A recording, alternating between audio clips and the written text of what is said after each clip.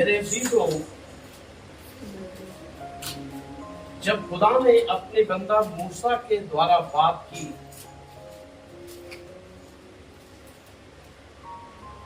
कि हारून और उनके बेटों को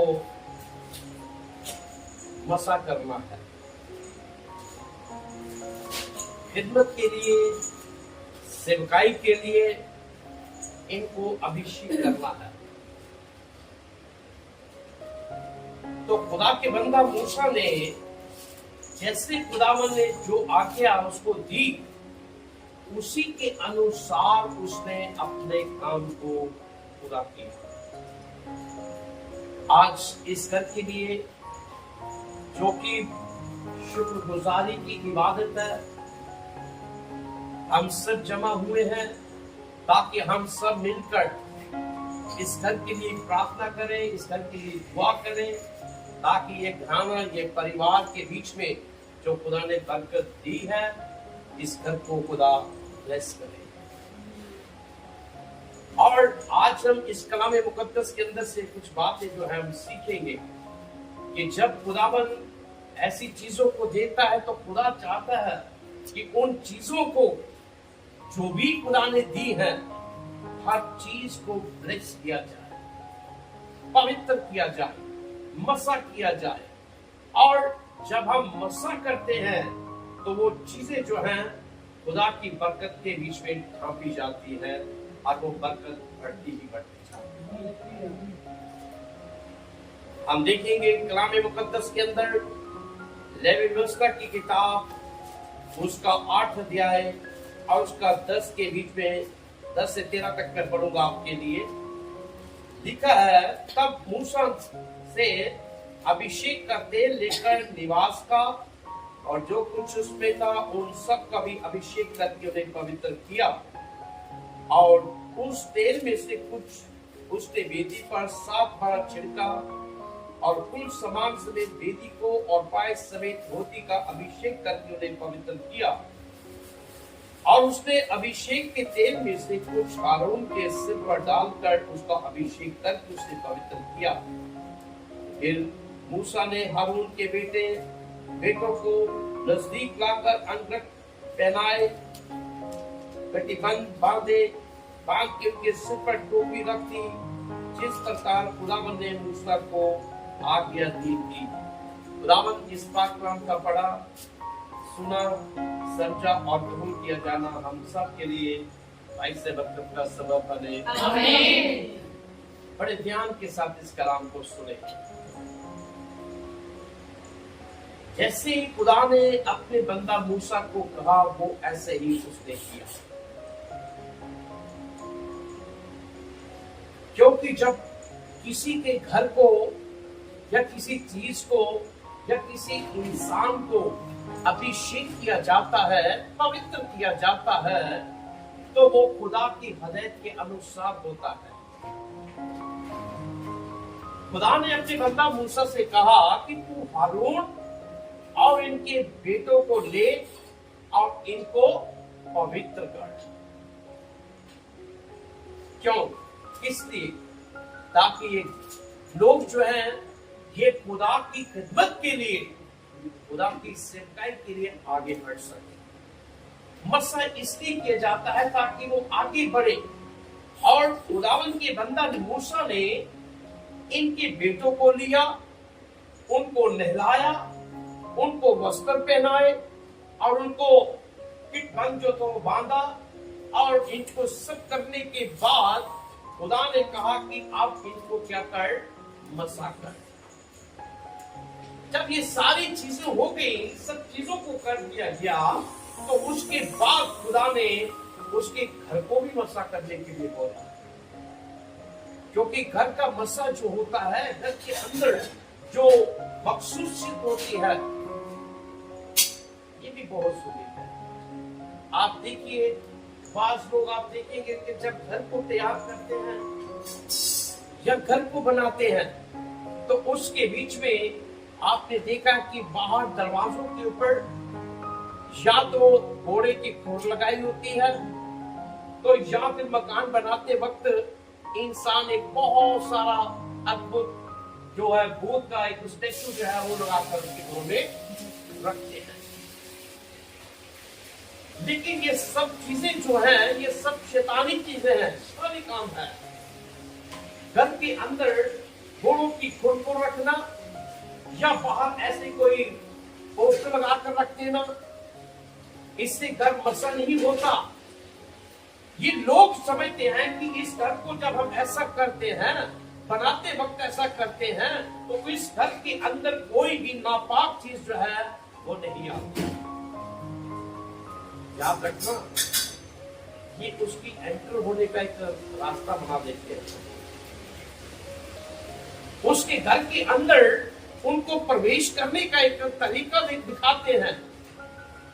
लेकिन खुदा के लोग जो होते हैं, खुदा के बंदे बंदियां जो होते हैं, खुदा के चुने हुए जो होते हैं, वो हमेशा खुदा के लोगों को घर में बुलाते हैं और प्रार्थना दुआ करके ठीक उस घर को हालेलुया, बहुत कम है हालेलुया। तो खुदावंद ने अपने बंदा से क्या कहा? चलिए हम इस आयत को ठीक पर फिर पढ़ेंगे। व्यवस्था की किताब उसका 8 अध्याय उसका 10 पढ़ी। तब मूसा से अभिषेक का तेल लेकर निवास का और जो कुछ उसका था उन सबको क्या किया? अभिषेक किया और पवित्र किया। आज इस घर को हमने, इस घर को, इस परिवार को, इस खाने के अंदर जो भी चीजें हैं सबके सबको हमने घर को भी मसा अभिषेक कर दिया है। ये पवित्र हो चुका है। कोई नापाक, कोई गंदी चीजें, कोई भी बुरी चीजें, कोई नापाक, कोई जादू टोने, कोई भी चीजें जो है इस घर के अंदर दाखिल नहीं हो सकती। क्योंकि खुदा ने कहा कि इस घर को क्या कर? मसा कर, अभिषेक कर, इसे पवित्र कर। और जब हम पवित्र हो जाते हैं, खुदा के लोगों को पवित्र करते हैं और यहाँ तक कि उनके घर के जो लोग उनको भी पवित्र कर। आज हम देखते हैं कि जब तक इंसान को पवित्र ना किया जाए, मसा ना किया जाए, अभिषेक ना किया जाए, वो इंसान जो है वो उसी तरह रहता है जैसे पहले। घर को मसा करना। जब मैं प्रार्थना के बीच में बैठा हुआ था, कल परसों 2 दिन की बात है, तो मुझे खुदा की रूह ने हदायत दिया कि पानी से मसा नहीं करना, इसको तेल से मसा करना। और जब तेल के द्वारा मसा किया गया इस घर के लिए, इस वेदी को भी किया गया, इन चीजों को किया गया, हर चीजों के अंदर लगाया गया, तो खुदावन ने अपना अभिषेक की जो स्टेप थी, जो मोहर थी, इन चीजों के ऊपर लगा। हालेलुया। एक घर को मसा करना बहुत जरूरी है। लोग तवीज लगा देते हैं, सेठों के पास जाते हैं, तवीज ले आते हैं, धागे ले आते हैं। वो फलाना इंसान कहते हैं इसको फलाने कोने के अंदर लगाओ या फलानी जगह के बीच में रख दो ताकि कोई शय बला इनके घरों के अंदर ना आ सके। लेकिन इन चीजों के द्वारा जब हम करते हैं तो और हमको इनवाइट करते क्या वो हमारे घर में आकर। लेकिन जब मसा किया जाता है, पवित्र किया जाता है, उसको पाक किया जाता है, तो हर नापाक चीजें जो हैं उस जगह को छोड़कर निकल जाती है। हालेलुया।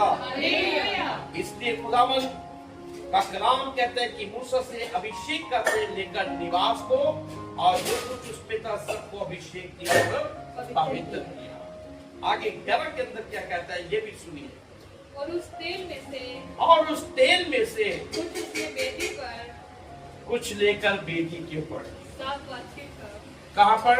वेदी के ऊपर, जो कुर्बान का बनाई गई है उसके ऊपर। अब इस वेदी के ऊपर जो तेल छिड़का गया है, अब यहीं पर आप लोग बैठकर दुआ भी कर सकते हैं।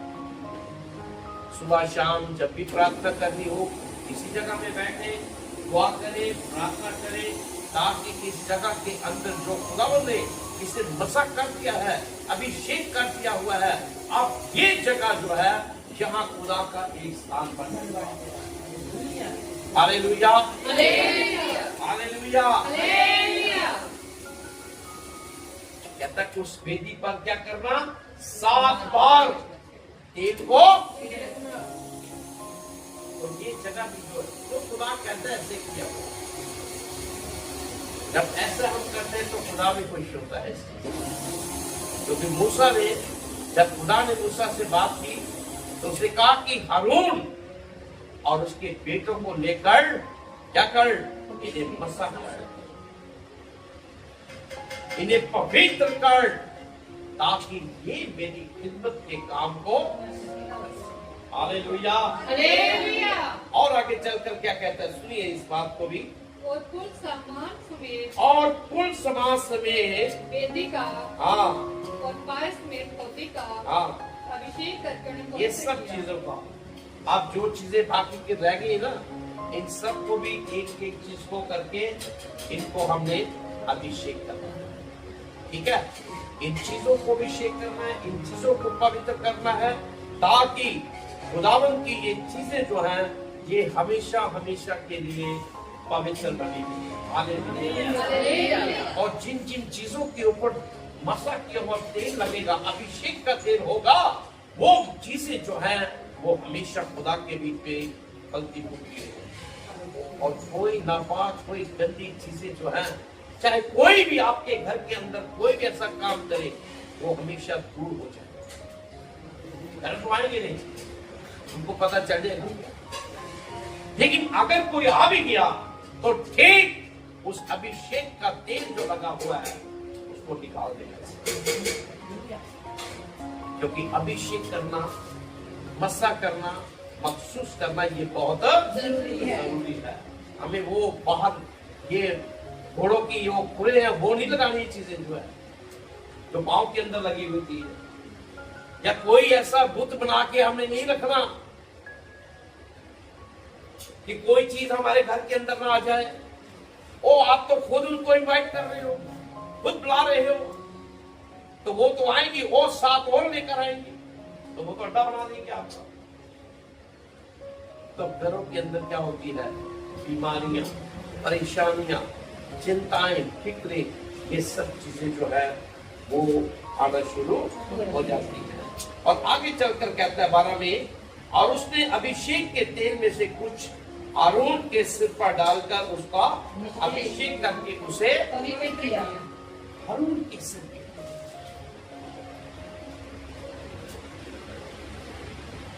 ये मसा बहुत जरूरी है। आप अपने बच्चों को मसा कर सकते हैं। सुबह उठे, अपने आप को ब्रश ब्रश किया, जैसे भी की, मसा किया, प्रार्थना की, दुआ की, वचन पढ़ा, और फिर आप पूरा दिन जहां मर्जी जाते हो, शॉपिंग करो, काम करो, ऑफिस जाओ, कहीं भी जाना हो जाओ, लेकिन सबसे पहले मसा करें। तो उसने कहा कि हारून को भी क्या कर, मसा कर, अभिषेक कर उसको, ताकि ये क्या हो जाए, पवित्र हो जाए। आज इस घर को हमने मसा करना, मसा की हुई चीजें जो है, देखना आप कैसे चमकेंगी। जैसे दिन प्रतिदिन आप जब देखते जाओगे, लोग हैरान हो जाएंगे बाहर के आके, इसके अंदर कुछ खुदा है। क्योंकि जब हम खुदा को इनवाइट करते हैं, बुलाते हैं, खुदा के अनुसार काम करते हैं, तो खुदा भी अपने बंदों के वसीला उन चीजों को अभिषेक करते हैं। Hallelujah, hallelujah. फिर मूसा ने हारून के बेटों को नजदीक लाकर अंगरख पहनाकर कटबंध बांध के उनके सिर पर टोपी रख दी, जिस प्रकार खुदावंद ने मूसा को आज्ञा दी। ये सारा काम जो था उनके बच्चों के लिए, उनकी बेटों के लिए, जो मसा किए हुए थे, जो खिदमत के काम में चल रहे थे, इन सब चीजों को उन्होंने मसा। आप अपने बच्चों को जब मसा करते हो ना, अपने आप को भी मसा करें, बच्चों को करें, घर को करें, ब्लेस करें, और आप देखेंगे आने वाले लोग जो है वो भी इस घर के लिए तारीफ करते रहते हैं। घर ऐसे नहीं बनते, घर जो है ये भी खुदा की मर्जी से बनता है। खुदा की आज्ञा से बनता है, और इस घर को बनाने के लिए भी खुदा बुद्धि देता है। नीति वचन की किताब जब हम पढ़ते हैं, चलिए आइए नीति वचन 24 अध्याय और उसका 3 के अंदर लिखा हो मिलता है। जरा उनके बाद से पढ़ना। घर बुद्धि से बनता है, कहता है कि घर बुद्धि से बनता है और समझ के द्वारा स्थिर होता है, और समझ के द्वारा स्थिर होता है। ऐसे नहीं बनता। ये भी खुदा विजडम देता है इंसान को, और कहते हैं कि जब तक खुदावंद ही घर ना बनाए तो बनाने वाले की मेहनत बेकार है, फजूल है, व्यर्थ है। तो घर अकल से बनता है, आप देखिए कि जैसे पहले ये घर था, जब हम नए नए यहाँ पर आए थे तो वो पहला घर कैसा था, फिर इसके बाद सेकंड टाइम जब आए उस वक्त घर कैसा था, अब थर्ड टाइम हम आए हैं तो घर का पूरे खुदा ने हालेलुया हालेलुया घर जो है ये बुद्धि से और समझ से ये स्थिर होता है। हालेलुया। और क्या कहता है ये भी सुनिए। ज्ञान के द्वारा कोठरियाँ, ज्ञान के द्वारा कोठरियाँ सब प्रकार की बहुमूल्य, सब प्रकार की बेशकीमती और मनोहर वस्तुओं से भर जाती है। अब ऐसा देखिए घर कैसे बनता है। ये बुद्धि से तो बन गया घर, अकल से बन गया। कैसे बना आपको भी समझ नहीं, मेरे को भी समझ नहीं, लेकिन खुदा ने अपनी प्लानिंग के अनुसार उसको विजडम दी। किसको किसको दी? किसको? कारीगर भी भेजे, कारीगर भी भेजे, सब कुछ हो गया। और इसी बात के लिए हम उस वक्त जब सेकंड टाइम हम यहाँ आए थे तो दुआ करते थे कि खुदावंद इस घर के अंदर रंग रोगन का, दरवाजों का, खिड़कियों का इंतजाम था, तो खुदा ने कर दिया था। हालेलुया। घर कैसे बनता है? बुद्धि से। और स्थिर कैसे होता है? समझिए। और अब चीजें जो आने वाली है इस घर के अंदर, बेशकीमती चीजें, ये सब की सब चीजें जो आने वाली है ये भी खुदा की ओर से आने वाली है। Hallelujah hallelujah. जब हम नीति वचन 24 का 22 पढ़ते हैं तो उसके अंदर लिखा हुआ मिलता है, सुनिए ध्यान से। अपना बाहर का काम काज ठीक करना। अब सुनिए, कहता है कि अपना बाहर का काम काज जो है ये ठीक से करना है। कैसे करना है? ध्यान से करना, ठीक से। कोई भी ऐसा गलत काम नहीं हो। ये खुदा हदायत दे रहा है इस बात के लिए कि अपना बाहर का काम काज जो है वो क्या करना है? ठीक करना है। और खेत का काम तैयार कर लेना। अब आपका जो मिल गया ना खिदमत का काम, जिसकी तैयारी करो, ये काम तो खुदा ने बना दिया, घर बना दिया, मकान बना दिया, बुद्धि से हो गया, हर चीजें भी आहिस्ता से आना शुरू हो जाएंगी। ठीक अब खुदा चाहता है कि आप खुदा की खेत के काम को जो खुदा ने आपको दिया है इसको क्या करो? तैयार करो। करना है? मुझे तो अब पता ही लगा करना है। आमीन। Hallelujah hallelujah. खेत के काम को क्या करना है? तैयार कर लेना है। उसके बाद अब उसके बाद आएगा घर का काम। भाई पार्टनर मिलेगी घर का। देखो आप ऐसा सा खुदा सब कर देगा। घर के काम काज सब कुछ जितना भी है ये खुदा ने रास्तों को खोल दिया, दरवाजों को खोल दिया। अगर एक दरवाजा बंद होता ना तो खुदा दूसरा भी खोल देता है। उसकी ओर मत देखता रहा, तेरे लिए दूसरा दरवाजा भी खोल। इसलिए घर जो है ये बुद्धि से बनता है, अकल से बनता है, और खुदा के बीच में क्या करता है? क्या करता है? हालेलुया। खुदा का काम जो है आपने बड़ी वफादारी के साथ ईमानदारी के साथ खुदा का डर रखकर काम को करना है, ताकि खुदावन इस बात से बेहद खुश हो सके।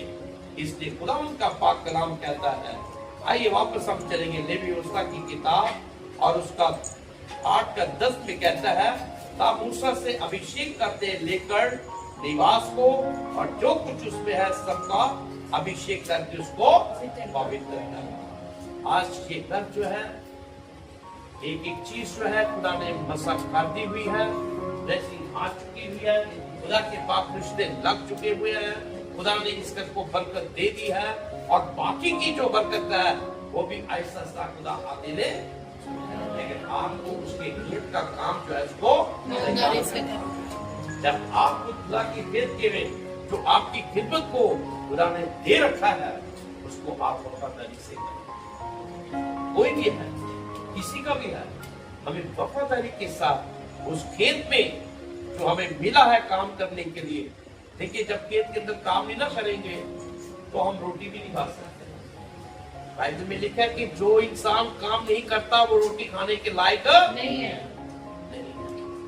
हम मेहनत करेंगे, खेत में काम करेंगे, खुदा के काम को करेंगे, तभी हम खुदा की बरकतों को भी देने के हकदार बन सकते हैं। इसलिए खुदावन ने आज इस घर को, इस खाने को, हर चीजों को, उसकी बेटी को, हर चीजों को खुदा ने आज अभिषेक कर दिया, पवित्र कर दिया है और खुदा की ब्लेसिंग जो है हमेशा इस घर के अंदर बनी रहेगी। खुदावन आज के कलाम के वसीला आप सबको बहुत बड़ी बरकत दे।